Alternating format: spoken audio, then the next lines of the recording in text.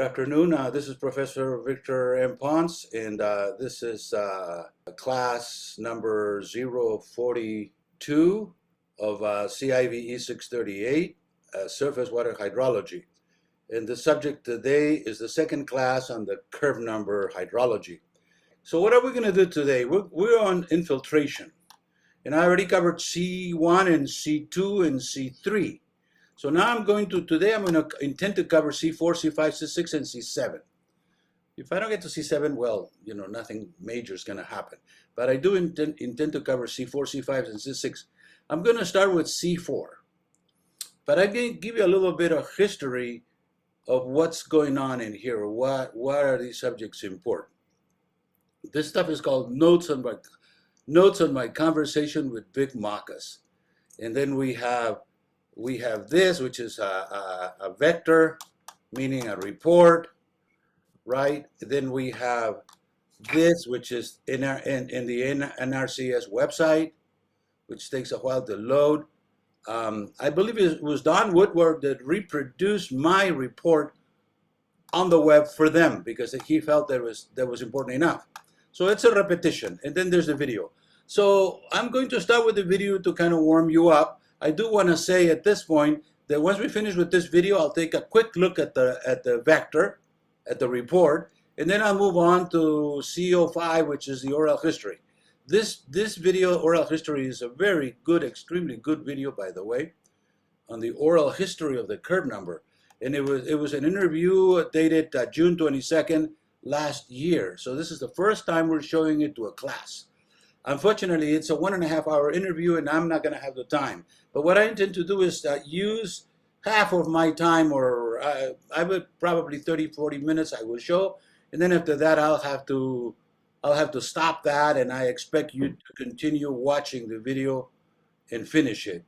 Because I said earlier, and I repeat today, important stuff. The 2 questions out of the midterm exam, which is coming up in 2 or 3 weeks, actually 3 weeks, will be coming out of this interview. Very technical, very historical interview. So how does this whole thing get started? Okay, you would recall that I wrote the paper which we discussed last Tuesday, or last Monday, I'm sorry. And at the end, I had to write the closure because I had some discussions. I knew the discussions were, one of the discussions, particularly the one by Roger Smith, was somewhat critical. Although at the end, he agreed with us. He said, well, when push comes to shove, if it's a matter of practice, then I agree with Ponce and Hawkins. That's what he said in his discussion. So I decided to go interview Vic Mockus, and I knew from Don Woodward that he was alive. He had retired 20 years ago, and this is 20 years ago, no, 25 years ago. So he would have retired in the mid-60s. So after he retired, he basically lost contact with the agency. So in the year 1996, I called my friend Don Woodward. He's been always my friend for many years. I told you his title was a U.S., what's the title? Hydrologist. National Hydrologist was the title of Don Woodward at the time. So I said, Don, I'd like to go meet with Vic so that he can tell me the true story about the method that he developed in 1954. And Vic said, and I think I mentioned this to you already, good luck, Ponce, or he calls me Miguel. Good luck, Miguel. I don't think you're going to be able to talk to him because he hasn't talked to us for 20 years and he really doesn't want to talk to us. So then I figured out that if I wanted to do this and if I was going to be successful, I had to gather all my persuasive tricks and arguments in order to get the old man, to talk to me on the record. So we did that. I was good and successful at doing that. As a matter of fact, I didn't know I was going to become famous because I was the only person that was able to talk to Vic about his method on the record. Subsequently, the year afterwards, he passed away. So basically, that was it. That's the story on my conversation with Vic Mockus. So what I'm going to do tonight is to show the video. This video is 15 minutes. I'll show it in its entirety. And then I'm going to go look at the vector a little bit, and then we'll move on to the CN oral history. Okay. Are you watching the video now? Yeah. Okay?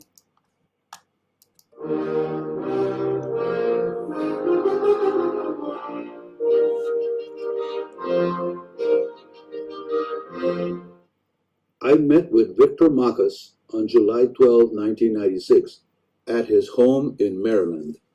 I arrived at 3 p.m. and left at 4:45. He said that he has spent considerable time at Coshocton, Ohio in the 1930s and was very familiar with the data at that site. He said that SCS developed the runoff curve number method for small basins, less than 400 square miles. The objective was to have a method which would evaluate the... We at this point don't, there's different people differ as to what exactly is a small basin or a mid-sized basin or a large basin. I was one of the first to introduce the concept of basin scale in my book. Vic in here is quite not correct when he says small basin less than 400 square miles. Nobody's perfect. But let's go ahead and I'll explain that later on in more detail. Before and after hydrologic response from events. The hydrologic data collection was started in various U.S. sites in 1928. The method was based on data encompassing 10 to 20 years of field research. Mockus said that he had nothing to do with the hydrologic soil groups, A, B, C, and D, that it was Musgrave's idea to classify all soils, 60 or 70 of them at a time, into 4 hydrologic soil groups. The method had to be simple enough to be used by people that had little experience with hydrology. He said that he had converted the potential storage S into something simpler and more manageable, the curve numbers, CNs. The relation between initial abstraction, I sub A, and potential storage, S, was a tough problem. We already talked about this briefly last Monday. Mockus had recommended or had told his superiors that he preferred not to talk about initial abstraction in the method, but he was told that he had to put it in. Apparently there's people that disagree with Mockus and said we should put it in, it's important.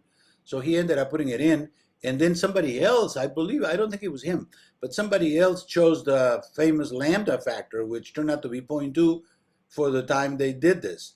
But then you guys already know that Professor Hawkins from Arizona has done an extensive and tremendous amount of work, and he has concluded quite conclusively or convincingly that the number should be 0.05, not 0.2. And the wrestling continues. I do believe that eventually they're going to change it, but they haven't changed it yet. To avoid this problem, he said he preferred to use P minus I sub A in the abscissa, but was overruled by his superiors. They zeroed into 0.2 for the ratio I sub A over S, because that value appeared to be at the center of their data. The hydrologic condition, good, fair, poor, was Mockus's contribution. It was developed with data at Hastings, Nebraska, and at Waco, Texas. The watersheds varied in scale from 0.1 acre to 10 square miles. Okay, Mockus said 400, but here you see the Resource Service, the Natural Resources Conservation Service, has no business doing watersheds of 400 square miles. They're supposed to be up in the upland working with the agricultural sites, and there is no 400 square miles. So he was off on that one, but we do understand where he's coming from, because afterwards I asked him a question, how big, what's the limit for the applicability of the method? And he did say something in that regard. The method was not supposed to account for indirect runoff, that is, inner flow and groundwater flow, only direct runoff. He had been working on a method to predict indirect runoff, but this work was never completed. Mockus saw no problem with changing the adopted 0.2 to 0.1 or 0.3 or any other value if the data under consideration warranted it. He said that the method was developed for events, but it was based on daily data because that was the only data available in large quantities. The method was not supposed to be a predictor of the rate of... Here we have an interesting comment to make. The method was intended to be lumped. And when you talk about rate of infiltration, that is not lumped. That's more distributed, or rather, distributed. So there is currently an argument as to what to do, how to interpret the method. Is it actually a completely lumped method, as Mockus intended it to be, or could we say that perhaps at this point, 50 years later, we can introduce some distributed components into the method? This is currently a question of argument within the experts. Infiltration, but rather of the total volume of infiltration for a given event. He said the method was supposed to predict an average trend and not the response of individual storms, which could deviate from the average trend. He said that the criticism in Maidment's book, chapter 9, page 26, is unwarranted because the variability of the method is supposed to be accounted for in the antecedent moisture condition. Professor Maidment wrote the Manual of Hydrology in 1993, and it was a manual, and he was the editor. So he didn't write the book. He may have written the first chapter, but none of the other 20 or 25 chapters. In one of these chapters, there's a criticism of the curve number because they argue that it is not predictable. It doesn't tell you the complete story. And that is correct because Mockus never intended for that to happen. Mockus did not intend for the method to predict every event. It was supposed to be global, predicting a trend more than anything else. And that is all that, according to Mockus, was sufficient in order to develop the method as they intended it to be used. Or AMC. Mockus said that he arrived at the equation P minus Q over S equal Q over P one evening after dinner, seeing that it fitted the data very well after having tried many other alternative relations. He said that that was the relation that best fitted the data. This equation over here, unusual equation, contradicts the Horton equation. It's exactly opposite to the Horton equation. The Horton equation is easy to understand because all it says is that if the infiltration rate is higher than if the rainfall rate is higher than the infiltration rate, the difference will run off the surface. That's the Horton theory, but it was not Mockus's. Why did Mockus had to develop a new method and not go with Horton's method? The problem with Horton's method, for one thing, is that it has 3 parameters and they're hard to pin down. While Mockus decided to go with this equation, which was totally opposite. Like I said, the Horton method is deductive, and this one's inductive, as we will see later on.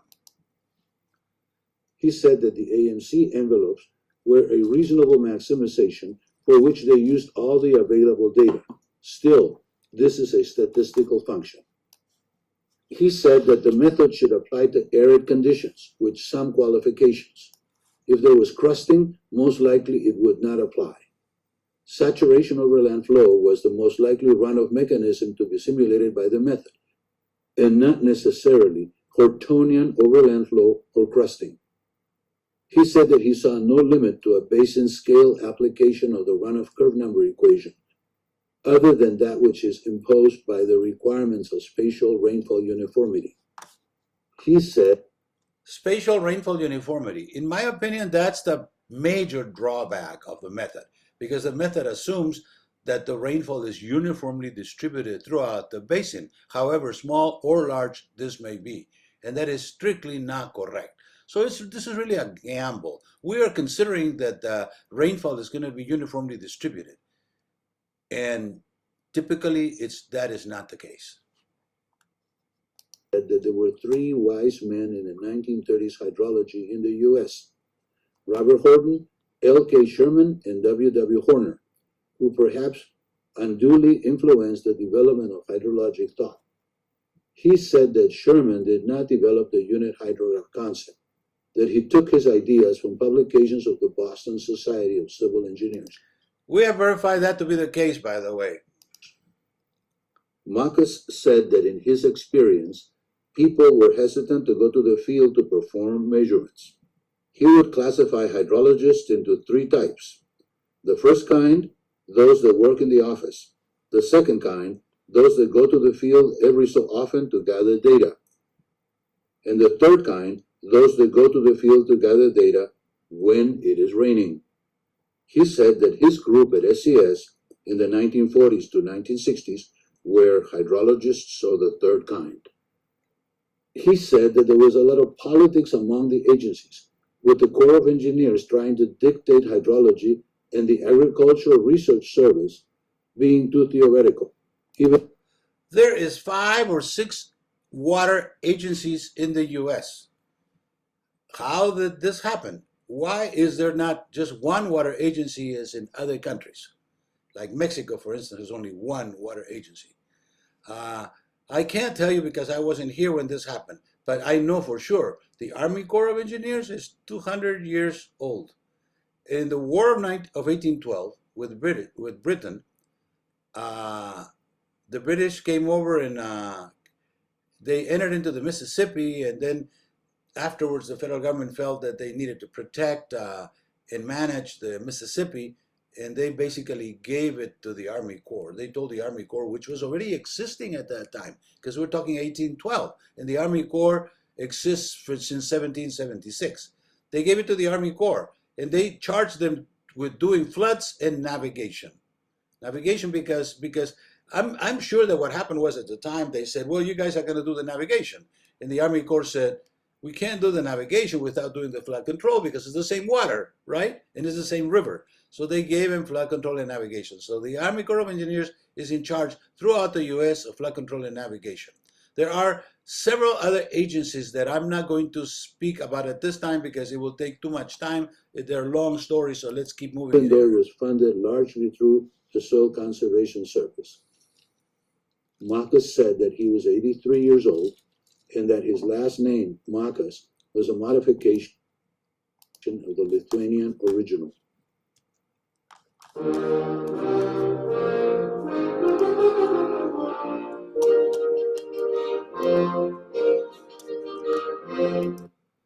Okay, so I am briefly going to go over the vector part of this, which is over here. Okay. He has spent considerable time at Coshocton. As you can see, many of the things that I said in here are already in the video, so I'm going to very quickly go over this. I want to stress a couple things in here just for reiteration. It is always good to reiterate. Mockus said that it was Musgrave's idea. Musgrave was one of the top scientists, soil scientists at the time.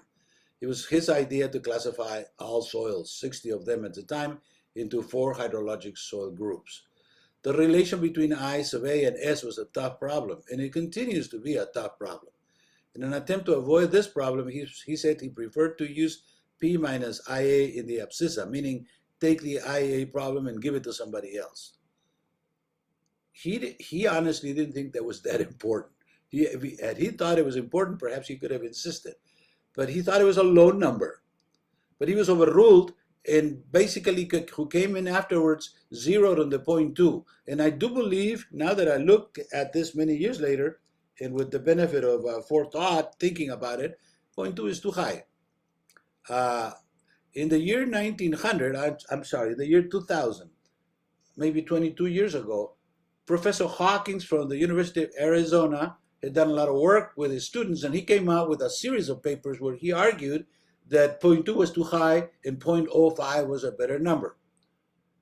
But since that time, nothing has changed because the Soil Conservation Service, rather the Natural Resources Conservation Service, is a big agency, and they need a lot of time to change or to move.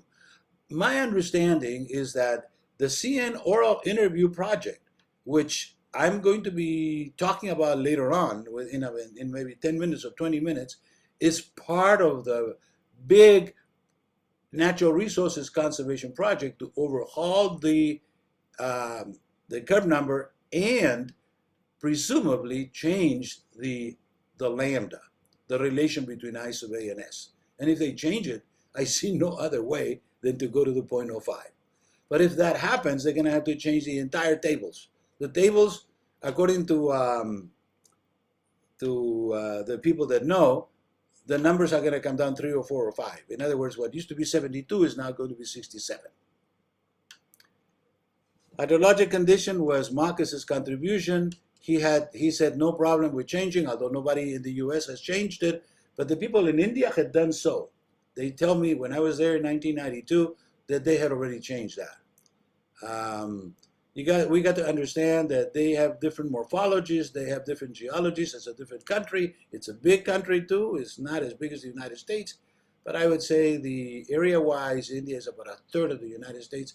And since the United States is a big country, it's already big. He said, this is the part I like. He said he arrived at the equation, the famous Mockus equation, which, by the way, could be referred to as a nonlinear fit. He said one evening after dinner, seeing that it had fitted the data very well. And I can relate to what he said, because I think I mentioned that I've done a lot of work particularly when I was young, one evening after dinner at the kitchen table. And that's exactly what he said to me. And then I queried him about issues of climate and so forth, and he answered all of them to the best of his ability at the time. And that's the rest of the time. I should share with you something interesting. When I was there, I saw a bunch of books in his dining room table. And curious as I am, I just glanced to see what was the subject. I thought maybe he was studying soil or something. No. He had retired 20 years earlier, and he was studying astronomy. A year later, he passed away. Great guy, great contribution. We still use his method, and we're going to use it for a long time. As Roger Smith said, when it comes down to practice, there is no other method that can consistently prove the superiority or its superiority over the curve number method. And I know why, and let me share that with you. The problem is complex. The problem of infiltration is spatially and time varying. It can vary in a certain place in time, or it can vary from place to place. And it varies a lot. I already told you that the variability of infiltration rates in the world covers 12 orders of magnitude, from 10 to the minus 0 centimeters per second to 10 to the minus 12 centimeters per second for the heavy clays. With such a variability, don't expect to get very accurate. And that leads us to the dictum. Remember, I talked about this earlier. I said, the tougher the problem, the easier the solution. The easier the problem, the tougher the solution. That is the way I can show you examples throughout our practice that confirm what I had just said.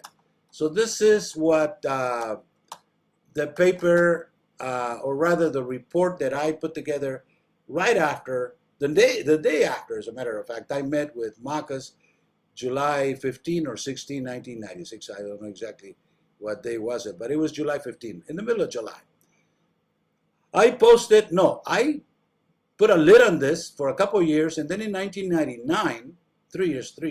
In 1999, when I went on the web, I started putting all my stuff on the web. And this was one of the things that was first to be put on the web, to share with the world. Don Woodward came across it, and then he decided to post it as part of the the Natural Resources Conservation Service site. And I had known Woodward for many years. As a matter of fact, I think I shared with you the other day that I met with him at the Arboretum over in DC, where I asked him a bunch of questions because I was really interested in telling the story, not from my point of view, because I technically was a newcomer. I was just going to relate what other people, older people, had said. And Mockus is a generation removed from me. And Woodward, the same, by the way. Although Woodward's still alive and kicking, as you will see in a few minutes. Okay, so, and I say kicking, alive and kicking, that's a phrase in English. So now we're going to go to the oral history interview. It's about 5 minutes to 6. I'm going to use 35 minutes. And whenever I will feel free to comment, but whenever I feel like it's already time for us to move on, we will. We have 2 other articles to cover. So sit tight, and then we're going to start with this. Okay, we've started recording. So just so we have it on tape. This is Glenn Moglen and Don Woodward. Both of them are in charge of the oral history interviews. oral history interviews, that's what it is. They're interviewing a bunch of people, which presumably could have or would have a story to tell on the history of the curve number. Miguel, are you comfortable with us recording this interview? Yes, of course. Wonderful. And so you know, my habit has been, or our group's habit is, after we finish a recording, we use that recording to develop a transcript. And in that process, I usually upload the video to an unlisted location at YouTube. In your case, I can just simply give you the link, and you can share it freely. That is fine. That would be fine. Wonderful. Okay. Before we get started, do you have any questions about the process? No, I think it's pretty straightforward.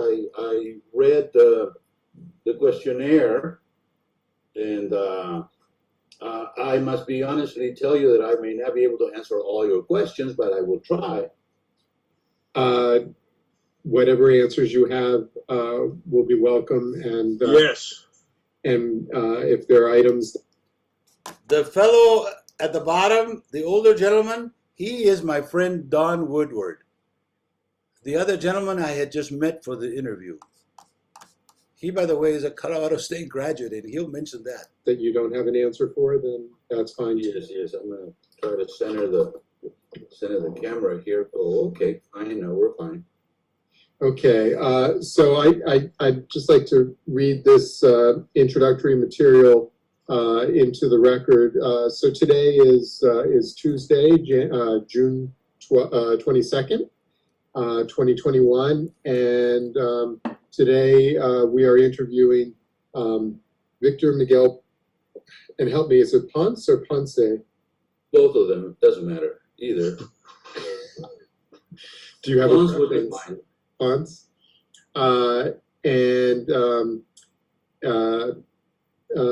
Miguel, help me. Your current status is, are you retired or are you still teaching? I am in what they call FERP status, which means Faculty Early Retirement Program. San Diego State, as well as many other universities, I'm sure throughout the United States, have a transitional retirement program. It's a 5-year, up to 5 years. You can choose 1 to 5 years. After 5 years, then you fully retire. I'm beginning my 4th year of transitional retirement. So that means that in 2 more years, I will completely retire. Okay, so I'm old enough anyway. okay, so you are currently a transitioning towards retirement professor at San Diego State University. You're active in ASC and I assume other professional societies as well. Yes, and let me interrupt that. And my title at this point is Professor Emeriti. Ah, well, because they add the emeriti when you retire, and I am technically retired. It's just the way the system works. They try to help the faculty that are retired but still not totally out, you know. So just about everybody, not everybody. I know people that have just retired and that's it, they disappear. But a lot of faculty, retiring faculty, take this option of FERPing, as they call it. It's a verb now, FERP. You FERP. It's a verb. Well, congratulations on your emeritus status. Thank you. And so, you know, this interview is being conducted as part of ASC's Watershed Committee's Curve Number Hydrology Subcommittee's Oral History Project. That's quite a mouthful. And we're conducting this interview via Zoom. And as you know, this interview is being recorded. You are, I assume, at home or somewhere in San Diego? I'm at home right now. You're at home here. I have a setup where we have several computers here. just in case, if something fails, you always have a backup and another backup. I taught online for a year, last year, during the pandemic. And this year, it's interesting, if you care to listen, the San Diego State, I guess, excuse me, the California State University, of which San Diego State University is part of, has permitted some faculty to teach either virtually or half-half, 50-50, hybrid. I chose the hybrid mode, so I'm going to be teaching 50% from home and 50% at the university. Presential, I guess that's what they call it. I chose that way of doing it. By the way, for your information, this was before the pandemic took its second turn, and then San Diego State allowed anybody they wanted to stay at home. I think it contributes to global warming. Just kidding. I mean, not global warming contributes to stop global warming because people don't drive. But at any rate, right, that's the status here. I am at home. Short answer.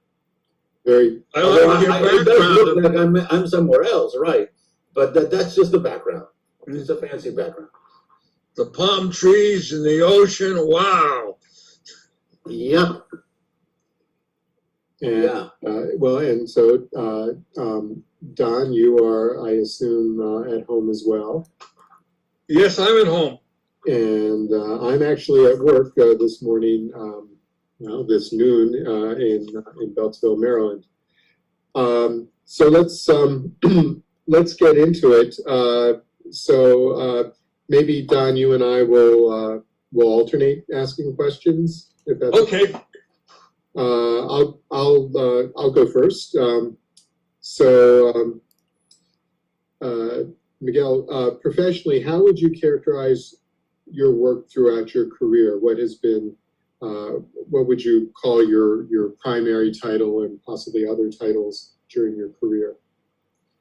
A little bit of background. I studied civil engineering in Lima, Peru. I'm originally Peruvian.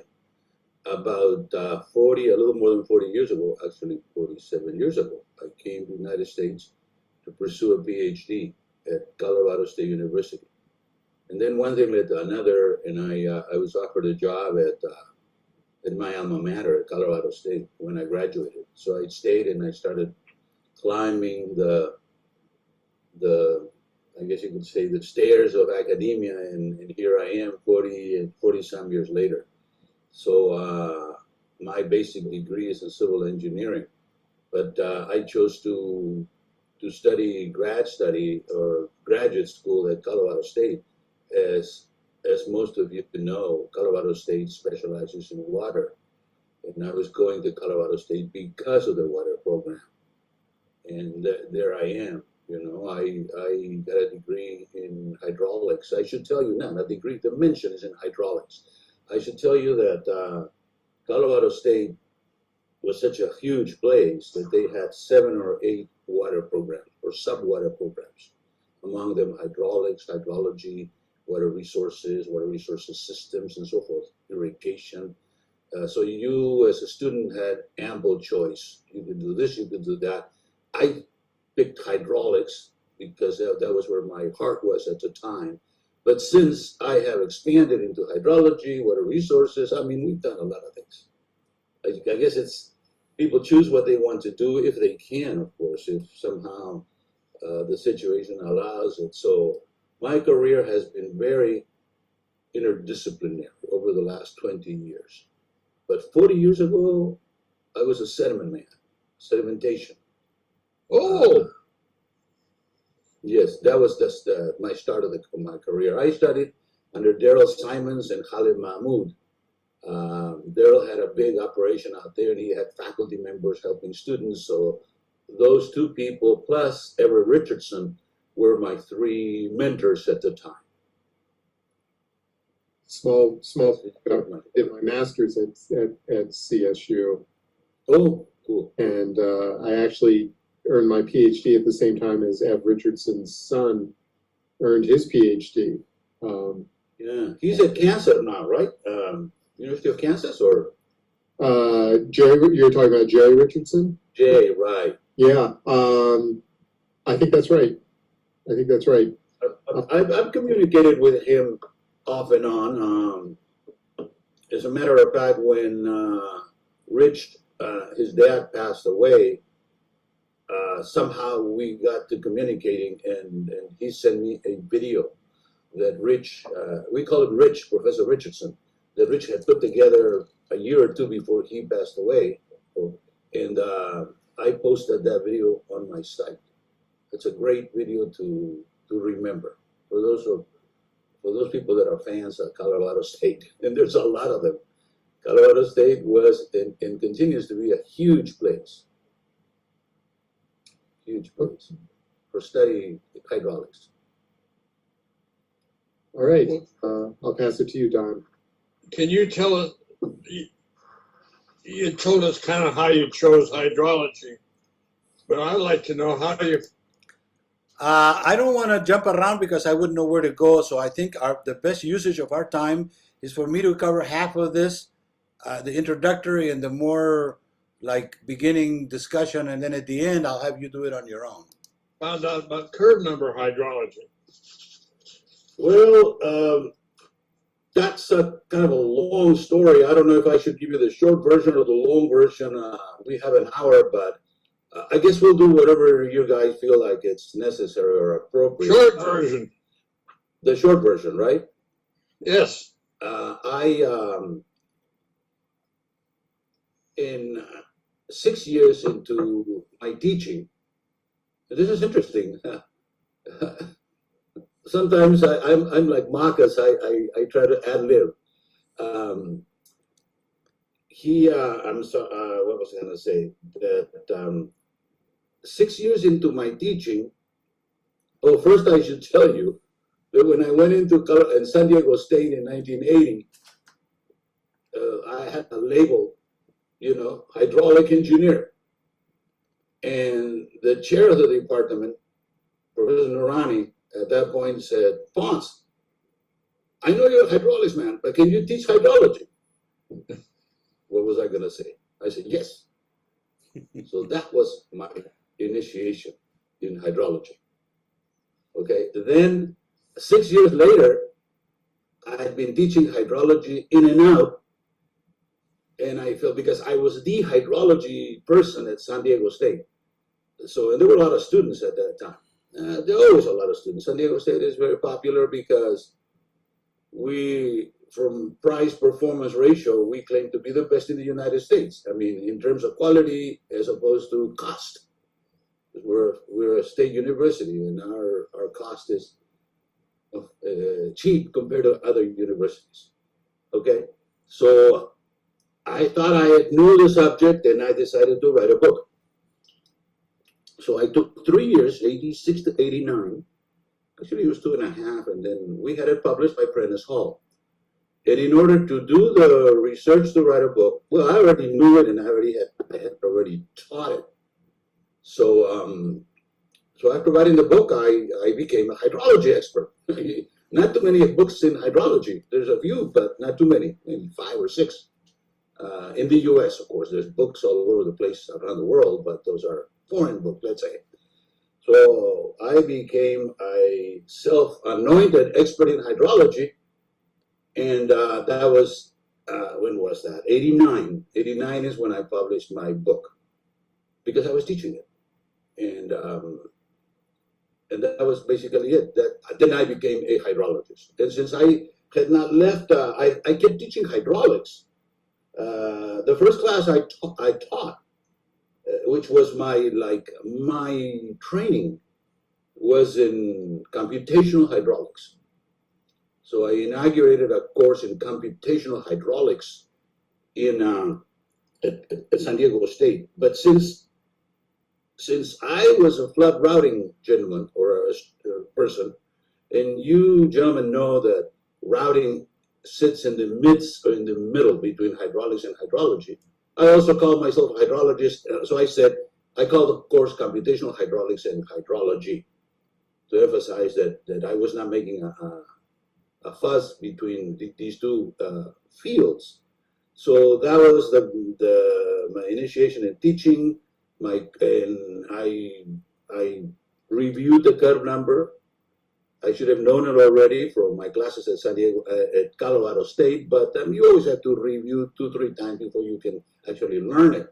So by the early 90s, I was already a recognized hydrologist because I had written a book. Okay, and how did I get to the curve number? Oh boy, that is a very good question. I'm not sure if I should talk about all the details. Maybe I should. Okay, back in 1993, because I have good memory with dates, I was invited by, I believe it was the Army Corps, for a meeting in Denver. And I met personally with Pete Hawkins there. I had known Pete already through the mail, but not personally. So I met with Pete Hawkins and we got to chatting. And I said point blank to Pete, let's write a paper on the curve number. Because I know you know the curve number and I know how to write a paper. Because I did. At the time I had a record of about 30 or 40 papers. At any rate, so that was my introduction to heavy work on the curve number.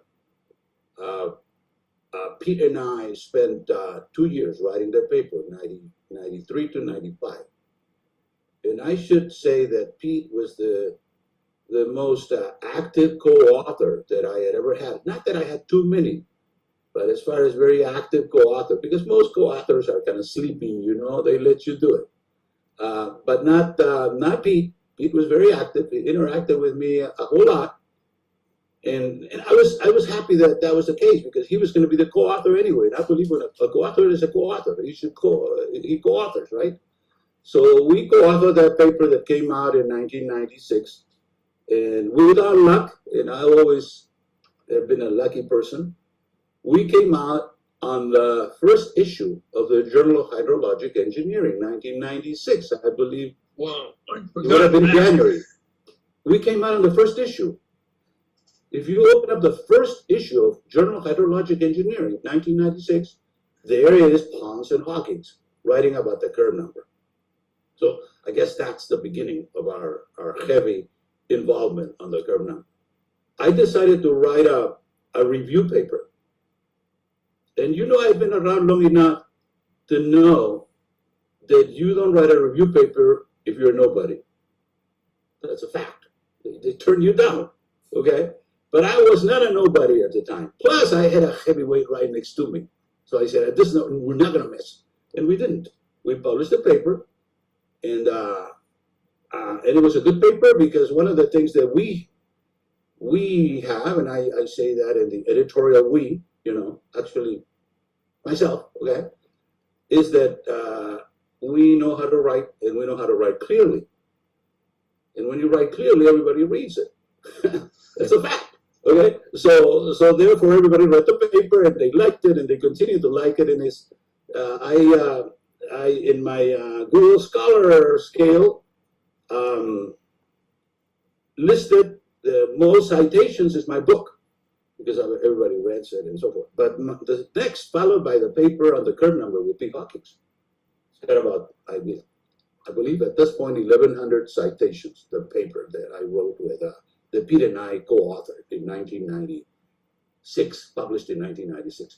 So that was the beginning, in short, or in long, however when you want to, that's the beginning. There's more on that, but I'm hoping that you guys will ask me later on. Okay, you from Pete and other places, how far did you go back into Vic Mockus's work to look at how he got the curve number? Very specific question. No, I did not. I don't claim to be to have seen the original data in this.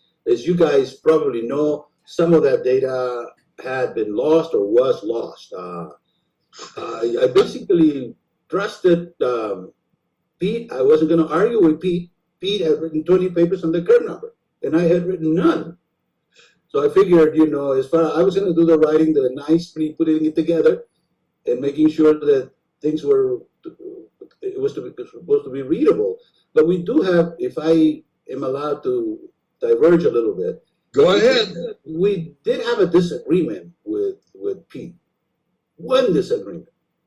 I was gonna take everything he did on face value, but I am an organizer, okay, and that's one of my strengths. And I felt that the curve number was a conceptual model, and Pete didn't agree with me. He said it was empirical. He said it was whatever. And I said, Pete, I'm sorry. This is conceptual as far as I'm concerned, and I'm the lead author. You're going to have to take it. And Pete took it. He said, well, okay. So for the first time, I believe, if I'm not wrong, the curve number method was labeled as conceptual. Now, I'm not sure if it's right or wrong or if many people have accepted it, but I do believe it is conceptual because it's not empirical. It's based on empirical data. True. I mean, there was data at Waco, data at Hastings, and so forth, and places that Vic mentioned to me when I was there. But it is based on a concept that the curve goes up and it does not grow up infinitely, that it kind of achieves a constant value, which is the S. So that is in my mind is conceptual. And why is it conceptual? Because in hydrology we have four types of methodologies. We have the deterministic based on physical equations, the stochastic statistic, which you guys already know, the conceptual, which comes in the third order, which is an approximation, which is based on some concept, like Vic's concept. And finally, at the low end is the empirical. And this method was not empirical because had it been empirical, it could not have been fully applied everywhere in the world as it was and as it is. So I defended the term conceptual, and I imprinted it in our paper, forcefully, I think, a little bit. You guys will tell me, or time will tell me if I was right or wrong, but I do believe I'm right. I think you're right. Well, yeah, conceptual. Don't degrade the curve number calling it empirical. And don't raise it to the first level calling it deterministic, because it isn't. No. And it's not stochastic. You know, I say, so conceptual is the appropriate term among the classification of four types, because in my book, I had already written my book by that time, and I had divided all hydrology into 4 parts. You see, all hydrology methods or hydrologic methods, which I believe that is correct. So, having said that, I defended it, and I won the argument with Pete. I know he remembers this, and he'll be listening to what I say. So we inaugurated the definition of conceptual for this method. So basically, go back now to the answer. Well, I'm pretty much convinced you're right, because that's, in my experience with Vic, that's how he thought. Oh yeah, well, your experience goes far beyond. I had a 2-hour conversation with Vic, but like I said, it is not deterministic. It's not stochastic. A little bit statistic, but definitely not stochastic, and a little bit empirical. But the word conceptual fits there very nicely. More so because Vic told me from his own mouth, in his own words, that he had developed the formula after trying many others and finding that this formula fit the data better. So it was a good concept. It was a good concept. It's a nonlinear fit. I would like to have seen his scribblings on graph paper where he came to that conclusion. I've been aware of other things he did, but somehow the original work of Vic's got lost, and I think I can tell you why, but that's not here or there. Now I'm going to, because I have to, that's Ponce. I'm going to tell you the juicy part. Short, okay? Because I have a tendency to be long-winded. But the short part is that I was invited to go to India to do some consulting over there, teaching people how to do hydrology. It was catchment hydrology that I had been hired to do. So I went over there and spent 3 weeks with young scientists from the National Institute of Hydrology. They have 4 or 5 centers throughout India, and they hire, they used to at that time anyway, they used to hire scientists, well-recognized scientists to go over there and teach their wares, the stuff they knew. So when I got over there and I was talking about the watershed modeling and the curve number, and point blank, those kids out there asked me, where did this equation come from? We're talking about the curve number equation. If I could explain it to them. And that's when I really, really had to do my work, which I had not done when I wrote the book. Because I'm talking here 1991, 1992. We wrote the book in 87. I said, you know, let me think about it. I'll give you an answer tomorrow. So I went to the hotel and I sat for a couple hours on that equation, on the famous equation, trying to figure out, or trying to justify the work of Mockus to the students.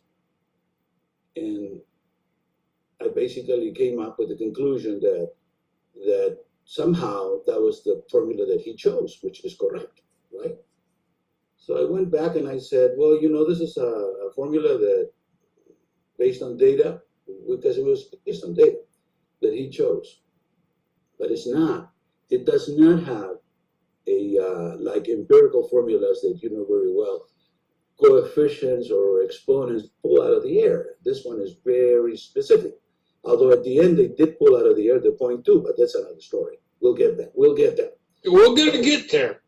So I justified myself saying that that was it. Yeah, that was it. But I should tell you, you see, I told you I'm long-winded, that they also wanted to know. They also wanted to know the conversion. Where did the conversion from S to CN came from? And that's where I really hit a snag in there, because I really didn't know. At the time, I couldn't realize that it was just a conversion. It's a mapping. It was a mapping equation. And we later described that as a mapping equation. Nobody could argue with Mockus's mapping because it was his mapping. I could have done another mapping, but I'm not Mockus. Okay? So Mockus mapped the equation with that 10 in the denominator that you guys are familiar with. And he said, this is where I'm going to go because I'm going to have the curve number vary between 1 and 100. Not more than 100 and less than 1. And that's it. It's Mockus's mapping equation. Because that's where most people wonder, where did this come from, you know? I said, it's a mapping equation. You come up with another mapping and it'd be your equation, but you're not Mockus. That's for sure. Right. Now, I have heard in the background that you just mentioned that you spent 2 hours talking to Mockus. Yeah, well, sure, 2 hour 45 minutes. Okay. When he had retired and you're still working, and your websites, you have the notes of that meeting, I guess is the best way I can say it. That is true. You want me to tell you the story? Yes, you're supposed to let me ask the questions. Would you please tell the story? Okay, so we publish the paper. Okay, and when you publish a paper, people have a chance for 6 months, I believe, to discuss it, so that you can close at the end. So we had 3 discussions. One discussion, I don't remember the names right now. You can go to the record. 2 of them were, I guess you could say, inoffensive, meaning they were just, people sometimes write discussions to get themselves on the record, right? That's understood.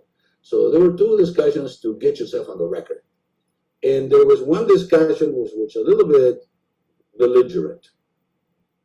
I don't want to mention names, not necessary.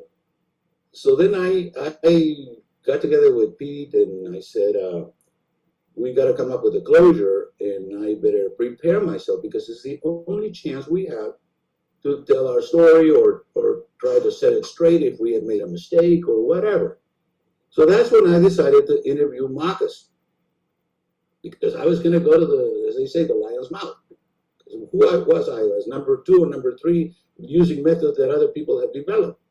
A good method, and a historical method, well established, I guess is the name. So then I decided to interview Mockus, and I called Don, and I think, Don, you will remember, and I asked her if Mockus was still alive, and you said, yes, as far as we know, he's not gone yet. I said, well, I'm going to look for him. And I remember very clearly that you, Don, said, good luck. Because you're not going to talk to him. I said, really? Because, am I allowed to say this? Yes. It's because Vic is mad at us. Yeah, that's right. Oh, Vic is mad at us. I said, oh, that's interesting. Well, I don't want to get into the situation. Why is he mad at you or whatever? Besides, he retired 20 years ago. I mean, people retire in the middle 60s or early 70s, and this guy was well past that age. So then I said, well, you know, Don, I'm going to try. I can only try. So I tried. I developed into a detective to figure out where he was, and I felt that the word Mockus was not very common, and I was wrong. There's a lot of Mockus in the United States. I didn't know at the time that it originated in Lithuania, but later I found out. Actually, he told me because being ethnic myself, I asked him what was his ethnic background. Okay, so he did tell me that he was originally from Lithuania. His last name, his family. So basically, that was it. So I looked him up. I found him, even though at that time it was hard. Now it's easy. It's everything's posted on the web. But at that time, the web was just starting. But I did find him. I was lucky. I found him. And I called him up and I said, well, I said to myself, what he could do is he could hang the phone on me. Fine, you know. And everything attempted and tried. But he did not hang the phone. He did not. And why did not do that? Because I basically point blank told him that I was writing a paper or had written a paper on his method and wanted to get to the foundation of the method. Since I had not written the method, it was he that had written the method, so I put it on him, and that's one way of winning. Okay, you put it on him, not on you. I need you to clarify, or rather, not I need you. That's not the right word. We need to get into the bottom of how this thing was created, the formula, where did it originate, and so forth. And I use a tool that is a very well-known tool, and that is that the farthest you come from, the friendlier or the more friend you are. And I said to him, I'm a professor from California. But that opened the doors. That opened the doors. Had I been a professor from Maryland, we would have probably shut the doors on me. But being from California, that could have completely different segment, and he accepted. He says, okay, you can come tomorrow. So I was there promptly at 3 o'clock. And that was it. That was the beginning of the interview. The origin of the interview is how I found him on the phone, and I have gone to DC to do some other work, some research, I believe. And I was taking advantage of the fact that I was already in DC to. I'm going to cut it in here, but I'm going to go to the end so you can see how this thing ends, okay? Deal, but it turned out to be a bigger deal than what we thought at the beginning, and we're glad for it.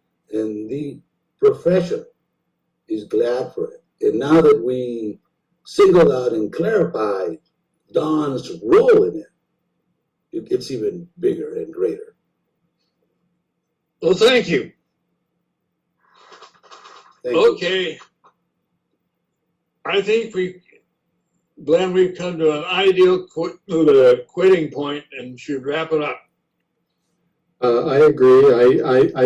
I've been mostly an observer, but it's been fun listening to you both go back and forth. So thank you for the opportunity. I have one just small detail that I'm just curious about. You said you came east, you saw, you met with Vic Mockus. Where did that meeting take place exactly? At his home. At his home, and that was in DC or in Maryland? It was in, let me just, I think it's Maryland, but I don't remember. I am positive it was in Maryland because, just because, I mean, if you had been in Virginia, I would have had to go over the river and stuff. It would have been more difficult. I am 100% sure it was in Maryland. It was along the Beltway, inside, I believe, if I remember correctly. So it was close to the Beltway, inside, on the western part, if I may clarify. But you know, not being from DC, I don't know too much about the geography of that, and I could be mistaken by a few miles. But that was it. Well, it's interesting because what you just described is, I live inside the Beltway in Maryland, sort of to the north more so than the west of the city. But I just sort of was curious where the meeting took place. No, I My have. recollection is was due on the west. Let's say at 10 o'clock. 10 o'clock was my recollection. By this, just I mean 25 years have gone by. Yeah, so that's like Bethesda or yeah. Right. Yeah, somewhere around Bethesda, somewhere around that area. Okay. All right. Well, What I should mention at the end of this that I missed. I'm not a professional interviewer. I should have taken a picture of the gentleman. Oh, Subsequently, I have tried to get a picture of him, and I have failed. And I believe Don does not have it. okay. I'll do what I can. As I understand it, and I'm putting some ideas in your mind, Don, this is doable. But it'll just take a little digging. Okay, let's move on in here. We got about 12 minutes, and I am going to briefly talk about this subject. It's a very complex subject, so I want you to spend some time perhaps reading and rereading what I'm going to say today in the next 12 minutes. Initial Abstraction Revisited, which I did with Magayon, who was a student in the year 2015. He's a grad student. Initial Abstraction Revisited. Why did we write this paper? And by the way, this is a web paper, not published anywhere else, only on the web. And we have many of these, maybe, I don't know, 100 of these, published only on the web. I have a couple of magazines, online magazines out there. So this is Initial Abstraction Revisited. First of all, let me point out to you that we have a watershed model, and we call it online over land. And we're going to be discussing that in the future, next couple of weeks or so. And we ran our model. I asked Luis Magayon to run our model to develop, on a typical situation, to develop a hydrograph, a runoff hydrograph, which means you have an open book, a watershed simplified or portrayed or modeled as an open book with two planes collecting into one channel, and then comes out of the channel, and at the end of the channel, at the downstream point, at the mouth of that book, you measure the hydrograph. And so we did that. And this is a hydrograph that has a duration of 12 hours. So it gets to 12 hours, and it accumulates, it concentrates the IA, I meaning intensity, and A area. And if you do this, then you get this hydrograph. And it's a correct hydrograph in the sense that, that I guess we can say it looked correct. It does look correct for anybody that knows about this subject. Okay, subsequently, I wanted Luis to try the other two competing models. I say competing rather wrongly because I'm not competing with anybody. HSMS is very well established and used by 99% of the people out there in practice. Nah, maybe not 99. SWIM is also a competitor. SWIM was developed through the auspices of EPA, and HMS is a property or is a development of the Army Corps of Engineers. The dates: SWIM 1973 with modifications later on, and HMS 1998. It's the model that succeeded HEC 1. You don't remember that, but HEC 1 was before your time. HEC 1 died in 1998. I mean, he was retired in 1998 when HMS took over. What's the difference between HMS and HEC 1? HMS was GUI, while HEC 1 was not. What does that mean? Maybe you're not familiar with the term GUI. It stands for Graphical User Interface, meaning Windows. Because in computer work, you can always have what is called a character cell or GUI, exclusive. Character cells has been around for 40 years. We started working with character cell in the 70s. Actually, ever since I went to the United States back in the year 1973, we were working with character cell until Windows came up in the year 1991, and then it took the Army Corps a bunch of years, a whole bunch, like 6 or 7 years, in order to convert their character cell programs, namely HEC1, HEC2, into HMS and RAS. So that's the story or the history behind HMS. So I had Luis run the data, and sure enough, they came out different among themselves, which is not uncommon for two models to give different answers, by the way. Depends on the assumptions, right? And they also came up higher than I did and different, as you can see. So I was not surprised, but I knew that there was going to be some differences. I wasn't born yesterday. I know that that happens in hydrology. But I concluded from here, based on the analysis that we did, that the volume was correct. It's just that their peak was maybe, I don't know, I would say 20% higher, 20, 25% higher. So why would it be higher? It shouldn't be higher. And the answer was that there was the issue of initial abstraction. How are you going to handle the initial abstraction? And don't forget now that you know that Mockus didn't want to handle it. He says, this is a sticky subject, I'm not going to put it together. But he failed, meaning he failed to convince his bosses that initial abstraction was too tough to consider and it was not important for the object that he was trying to do. I personally agree with Mockus, but that's besides the fact, and 50 years later, so it doesn't matter. The fact is the initial abstraction is there, okay? So then the question is, if you have to abstract initially something so that you can generate the hydrograph, how are you gonna do it? Now, Mockus didn't say it, didn't do it, and he basically did not do it. He did not do it. He did a lumped situation. In other words, he was gonna take the initial abstraction for the purposes of correcting the runoff, not for the purposes of taking water out of the precipitation. That is philosophical difference right there. I'm going to use the initial abstraction because I have to. I have no other choice because it's there. But I'm not going to emphasize the abstraction from the precipitation. But even though it is abstraction from precipitation, it actually works in the mean as the abstraction of the runoff, because the runoff is going to be diminished by the initial abstraction. Long story made short. So basically, in our model, we are following Mockus. Our abstraction is uniform. It's lumped. There's no description within the duration of the storm of the abstraction. Yet, SWIM and HMS, in their wisdom, decided to do otherwise. Interestingly, though, because SWIM is EPA and HMS is Army Corps, they didn't have to confer. Normally, federal agencies usually do not confer. So they did it differently. So the results are different.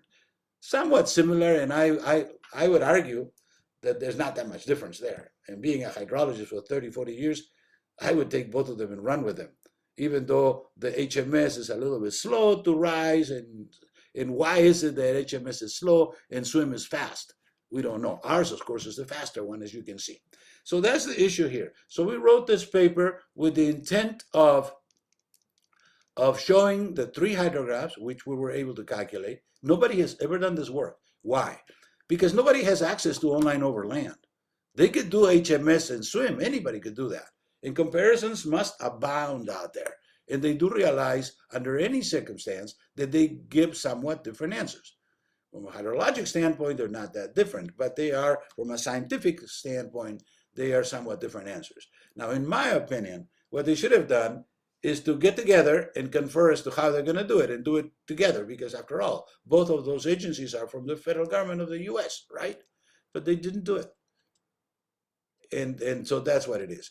Besides the point, another situation is that if you disagree with HMS or SWIM, you as a user could do nothing, absolutely nothing. You don't have access to the code. Because the only way to change these things or modify it or improve it or do not improve it would be to have access to the code. And access to the code, I don't think so. I mean, there are some people in the US that have access to the code, but they're counted with the fingers of my hand, maybe 3 or 4 or 5. So the user, and 99.99% out there of people who will be users, have no access to the code. So you have a situation of no questions asked. You do not ask questions about how they did it, unless you are one of them, one of those 5. Okay, so those are the answers, and we wanted to get a hold of that. And then I wanted to explain the situation for the benefit of everybody that reads this stuff. And I know this is subject to some reading. Some people are interested, and you know the initial abstraction number, situation and number is at the core of what the Natural Resources Conservation Service is doing now, with the objective of improving or coming up with the second generation of this runoff curve number for the next 50 years. Because it already has lasted 50 years, no, 60. Now the issue is, can it survive the next 60 years? And like I said, I believe that it will. And the only reason I believe that it will is reiterating what I had already said. The situation out there in the field is extremely complex. So therefore, the method of solution has to be simple. There's no way to come out with a complex situation. Now, Roger Smith disagrees a little bit with us, not completely, a little bit. And he has argued that the Phillips equation, I think it's Phillips. No, it's not the Phillips, the Green and Ampt. The Green and Ampt equation, which dates back to 1911, is somewhat better or more responsive to the physics than the runoff curve number. And he's correct, but he fails to tell you, purposely or not, that the problem is not a physical problem. The problem is physical, chemical, and biological. And he's not accounting for any of the other 2.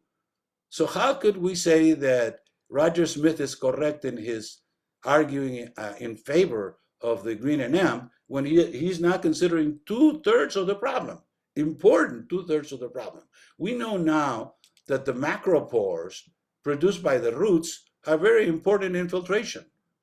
And yet the physics of infiltration or porous media cannot account for macropores, which comes to root decay. You know, there's roots out there. In the first, couple feet, several feet, there's roots, and those are going to produce variations. And let me finish with a story here. Professor Ponce has hundreds of stories. I was out there in the field back in the early 90s over in Arizona at the Southwest Watershed Research Center. They have a big watershed out there, which they had instrumented for the last 50 years. And they were gathering the highest quality watershed data. And I went over there and took a look at what they were doing, and there were a couple of people out there that were doing some infiltration measurements. Great. I mean, I wish them good luck because it's a tough problem. I have done that, by the way. I've done that in the field when I was young, back in Peru. We did a couple hundred infiltration measurements because we were required. We contracted to do that in the field. Okay, so I was over there in Arizona at Walnut Gulch, the Walnut Gulch Experimental Watershed, which had been operating and it continues to operate. And I saw a couple of people that were doing some infiltration measurements, and they limited an area out there, and they were going to do the pouring of the water, whatever it was, and they had pulled out all the vegetation because they were not interested in the vegetation. I said to them, "What are you guys doing?" They said, "Well, I mean, we clear the area so that we can measure infiltration." And I go like, I kept quiet. You're not gonna get into a fight that you're not gonna win. Okay, well, these guys don't know, and I'm not gonna teach them right now. So I said I left. But the point is that they were messing with the roots of the plants, and they were gonna get the physical answer, but not the real answer.